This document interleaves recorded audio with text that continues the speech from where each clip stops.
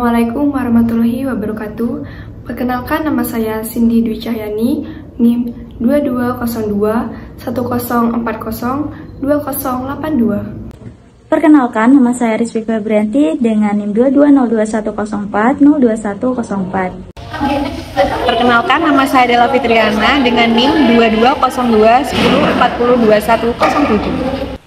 Perkenalkan, nama saya Vanessa Widya Pramesti dengan NIM 2202-1040-2113. Perkenalkan, nama saya Melina Janabila dengan NIM 2202-1040-2117.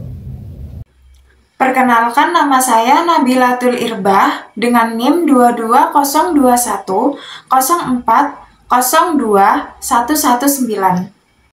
Pendahuluan. Manusia terlahir dalam kehidupan sosial yang menjadikan kesantunan berbahasa menjadi salah satu fondasi penting untuk menciptakan interaksi yang harmonis. Dunia pendidikan juga termasuk ke dalam lingkungan yang terjadi berbagai interaksi di dalamnya, baik dari siswa ke guru, antar teman, atau dari guru ke siswa. Pada artikel ini akan berfokus pada kesantunan berbahasa yang terjadi di tingkat sekolah menengah pertama di SMPN 2 Maesan. Kemampuan siswa untuk berbahasa secara santun tidak hanya menunjukkan nilai-nilai sosial yang telah tertanam, tetapi juga membentuk hubungan interpersonal yang sehat. Menurut Robin Lakoff dalam Wahidi tahun 2018, mendefinisikan kesantunan sebagai sistem hubungan interpersonal yang dirancang untuk mempermudah interaksi dengan memperkecil potensi bagi terjadinya konflik dan konfrontasi.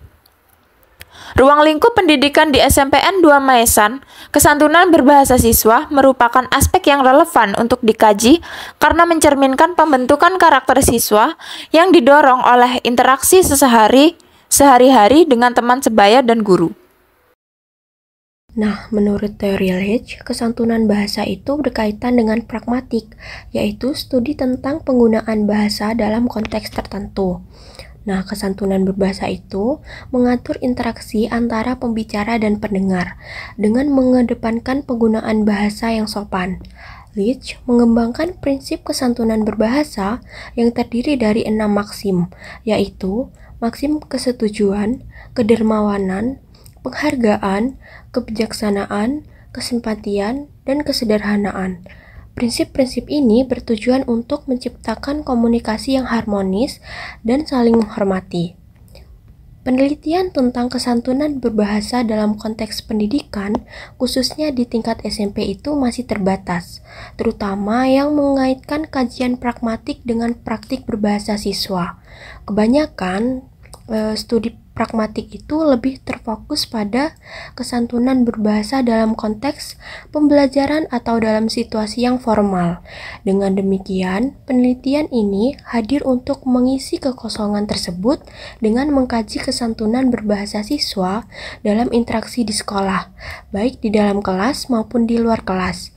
Studi ini bertujuan untuk menganalisis penerapan prinsip kesantunan oleh siswa SMPN 2 Maesan, serta faktor sosial dan budaya yang mempengaruhi penggunaan bahasa mereka, juga membantu meningkatkan kesantunan berbahasa siswa untuk menciptakan komunikasi yang lebih efektif dan harmonis di lingkungan sekolah.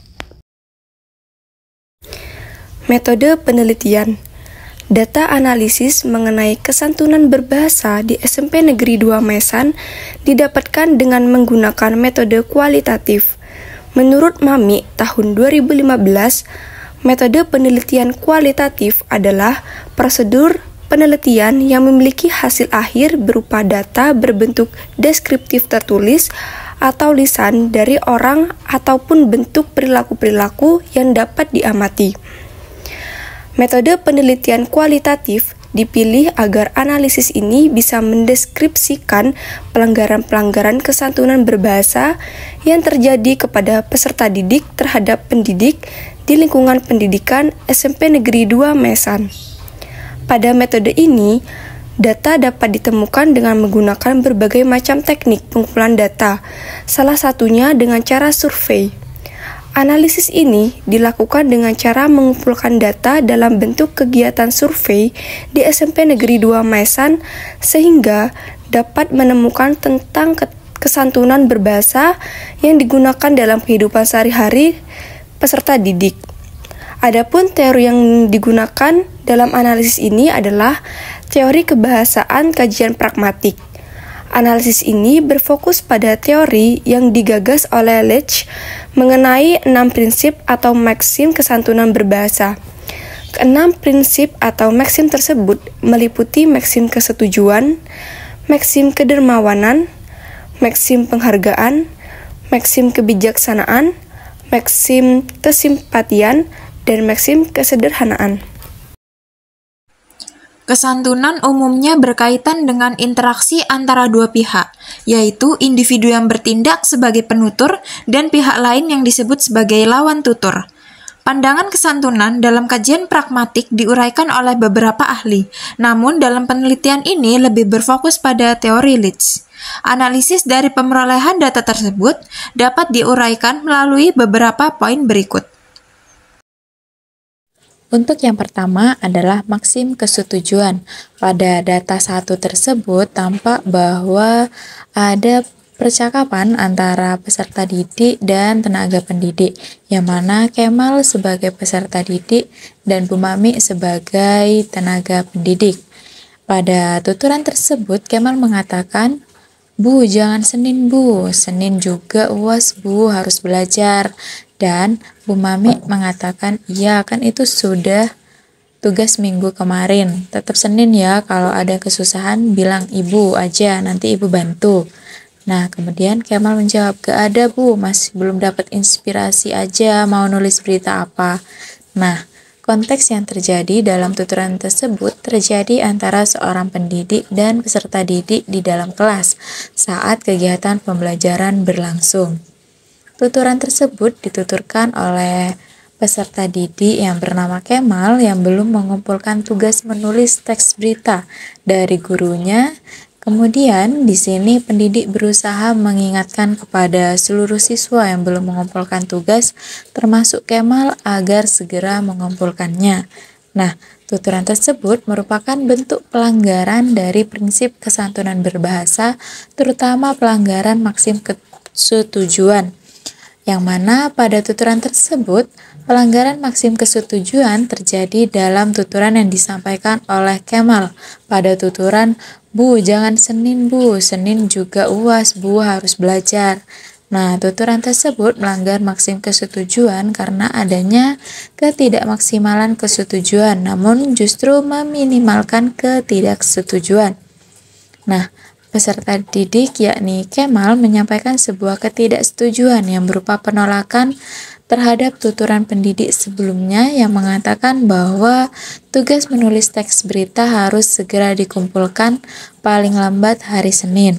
Nah, Kemal beralasan bahwa Senin adalah hari pertama UAS dan pada hari-hari sebelumnya ia harus fokus untuk belajar, bukan mengerjakan tugas. Nah, hal ini bertentangan dengan prinsip kesetujuan yang mengharuskan setiap orang yang terlibat dalam percakapan berusaha untuk saling menyetujui dan mengurangi perbedaan pendapat.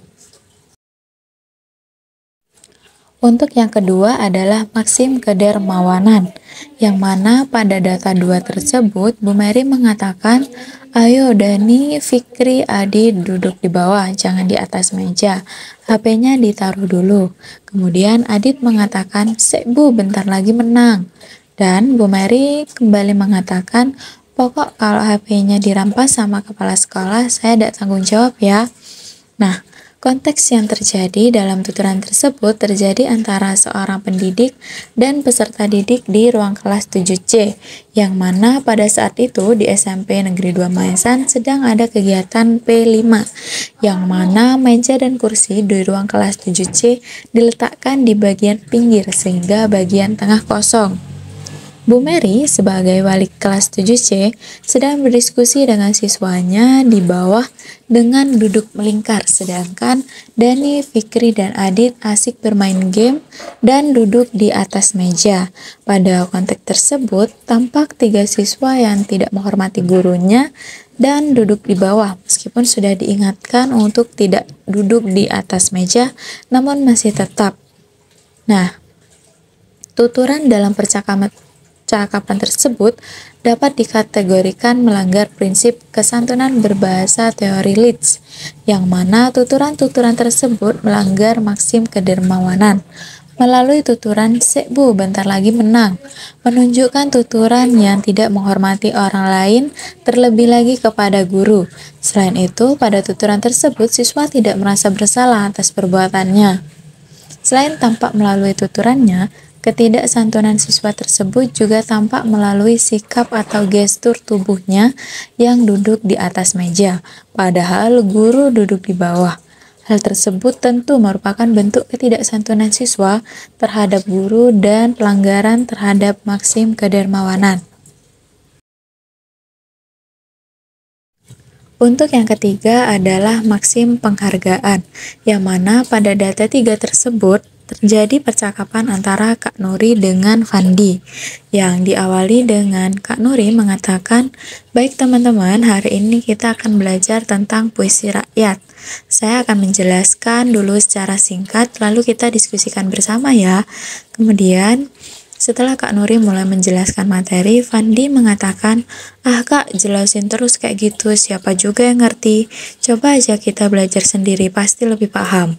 Kak Nuri mengatakan, "Fandi, saya menghargai pendapat kamu, tapi cara kamu menyampaikannya kurang tepat. Jika ada yang kurang jelas, kamu bisa bertanya atau memberi masukan dengan baik." Kemudian Fandi menjawab, "Oh maaf Kak, saya cuma merasa sulit memahami." Kemudian Kak Nuri mengatakan, "Tidak apa-apa Fandi, kita belajar bersama. Jadi kalau ada yang sulit, saya siap membantu, tetapi tetap jaga sikap kita ya." Kemudian Fandi mengatakan, "Ya Kak, maaf, saya akan coba lebih sopan lagi." Konteks yang terjadi dalam tuturan tersebut berlangsung antara seorang mahasiswa asistensi mengajar sebagai pendidik yang bernama Kak Nuri dan siswa kelas 9 di SMPN 2 Maesan dalam sesi pelajaran Bahasa Indonesia. Saat Kak Nuri sedang menjelaskan materi tentang cerita rakyat, seorang siswa bernama Fandi tiba-tiba memotong penjelasan dengan berkata, "Ah Kak, jelasin terus kayak gitu, siapa juga yang mengerti? Coba aja kita belajar sendiri, pasti lebih paham." Ucapan Fandi tersebut sudah melanggar maksim, yaitu maksim perhargaan.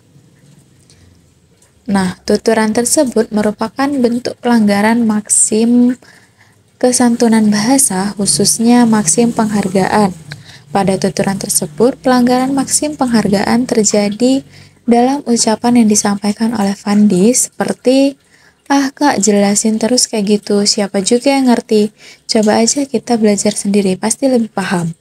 Ucapan ini melanggar maksim penghargaan karena menunjukkan rasa tidak hormat kepada Kak Nuri dalam menyampaikan materi.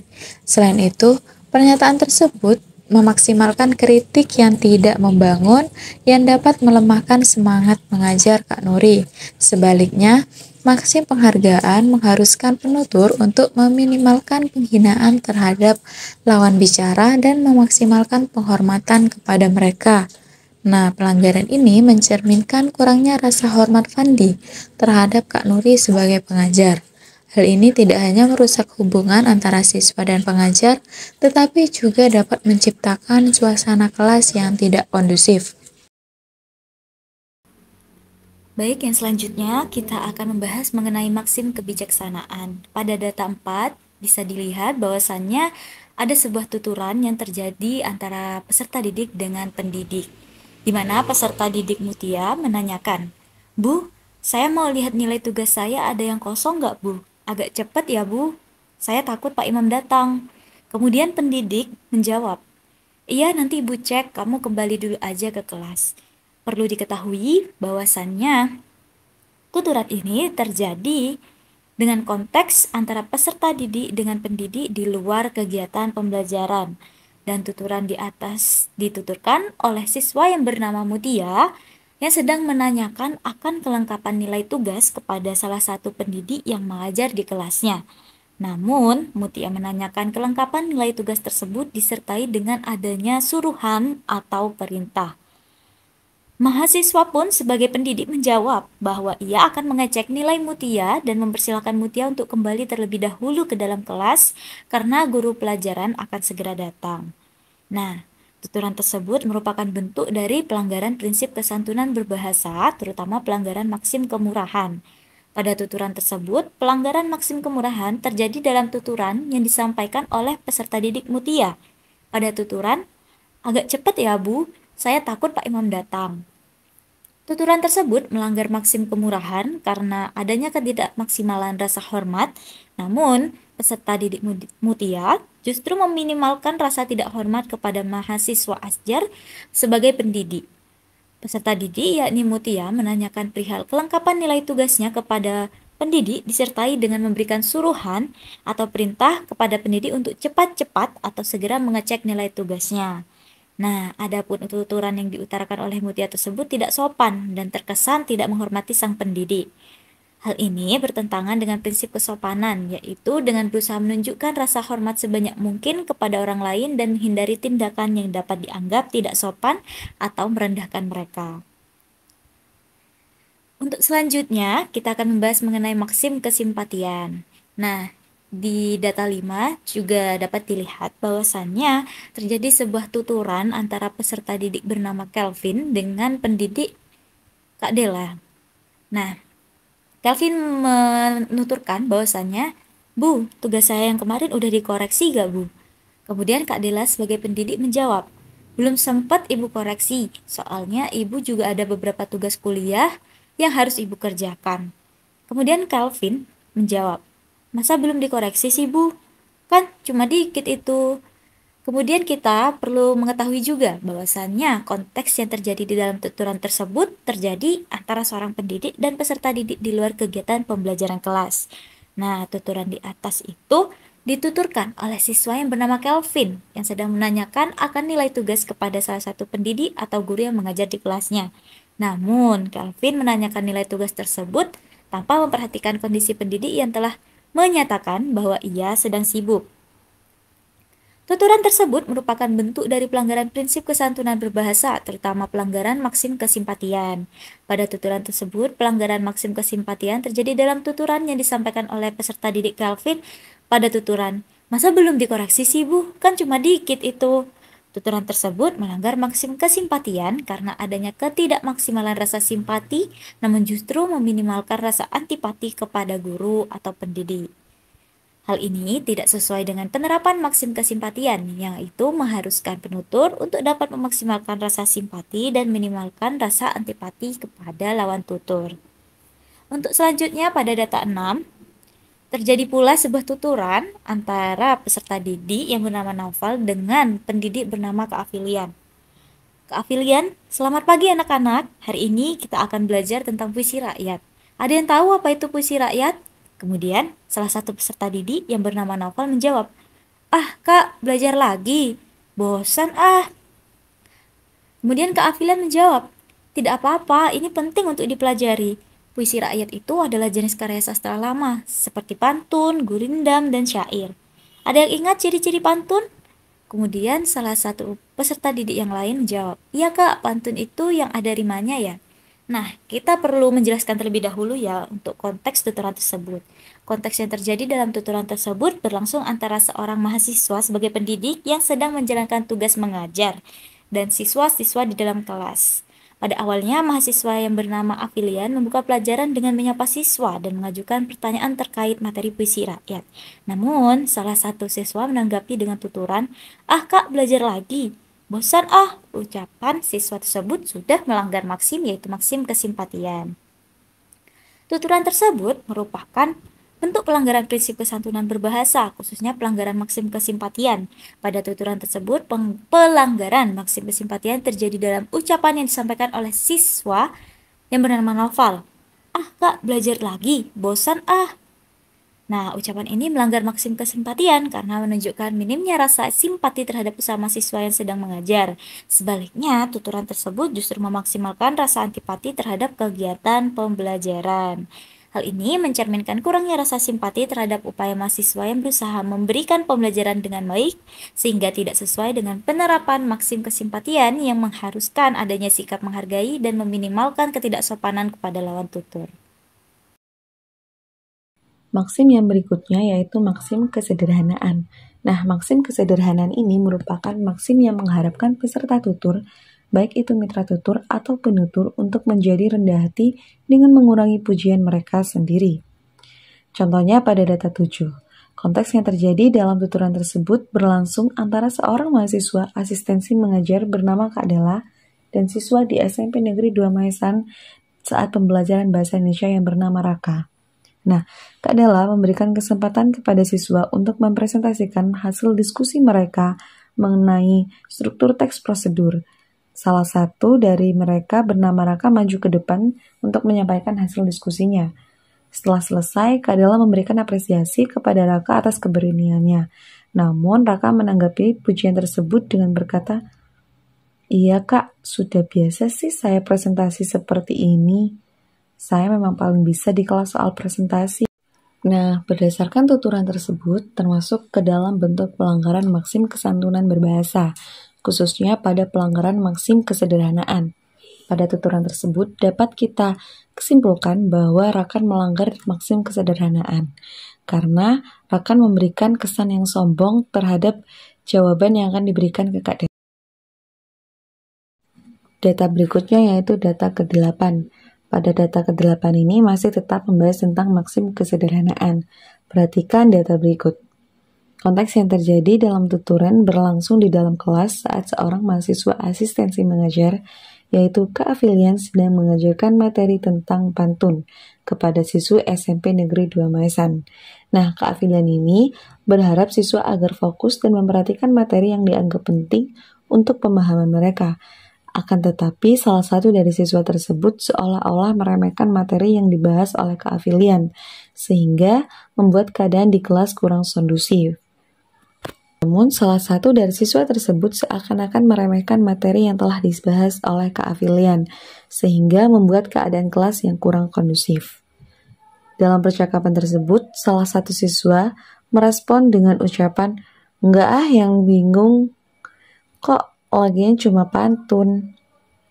Tuturan tersebut melanggar maksim kesederhanaan karena siswa tersebut telah mengunggulkan dirinya sendiri dan menyeratkan bahwa siswa tersebut tidak merasa membutuhkan materi. Ucapan tersebut cenderung meremehkan pentingnya pembelajaran pantun dan dapat membuat suasana kelas menjadi kondusif. Sikap siswa ini tidak sesuai dengan prinsip maksim kesederhanaan yang mengharuskan penutur untuk menekan sikap rendah hati dan selalu menyayangi pujian terhadap diri sendiri. Kesimpulan, berdasarkan analisis tuturan peserta didik SMP Negeri 2 Maesan terhadap guru maupun terhadap mahasiswa Asjar selaku pendidik, maka dapat disimpulkan bahwa terdapat beberapa tuturan yang melanggar 6 prinsip atau maksim kesantunan berbahasa yang digagas oleh Leach. Berdasarkan data yang didapat, terdapat 1 pelanggaran maksim kesetujuan, 1 pelanggaran maksim kedermawanan, 1 pelanggaran maksim penghargaan, 1 pelanggaran maksim kebijaksanaan, 3 pelanggaran maksim kesimpatian, dan 2 pelanggaran maksim kesederhanaan. Berdasarkan analisis yang telah dilakukan, dapat disimpulkan pula bahwa interaksi antara peserta didik dan pendidik berjalan cukup baik. Tetapi perlu ada bimbingan lebih lanjut untuk membantu peserta didik memahami pentingnya kesantunan berbahasa dalam segala konteks, baik dalam kegiatan berkomunikasi di dalam kegiatan pembelajaran maupun di luar kegiatan pembelajaran. Temuan ini juga menegaskan pentingnya pembinaan kesantunan berbahasa di lingkungan sekolah agar komunikasi antara peserta didik dan pendidik dapat berjalan lebih harmonis dan saling menghormati.